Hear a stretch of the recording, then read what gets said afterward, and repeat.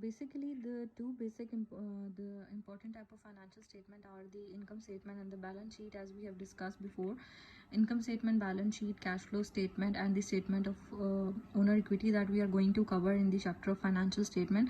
So first of all, we are going to discuss about what basically an income statement is. An income statement is basically the summarization of company's revenue and expenses transactions over a period of time.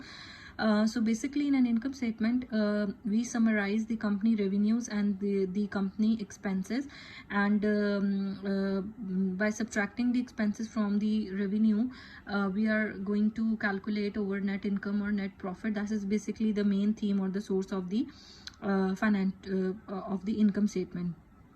So what basically the revenues are and what basically the expenses are. We also had a detailed discussion of the revenues and expenses in chapter number 1. So just here is just a recap of about what basically the revenues and expenses are. Revenues, basically the inflow of asset in return for the services performed or products delivered.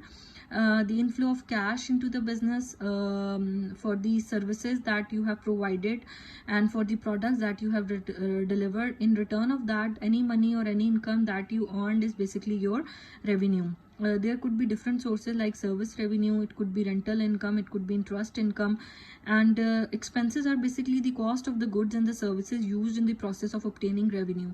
For example, in the process of obtaining the revenue, what are the costs of the goods and services that are basically incurred? For example, salaries, utilities expense, insurance, etc. And net income or net profit is basically when your revenues exceeds the expenses, then the company is in the position of net income or net profit.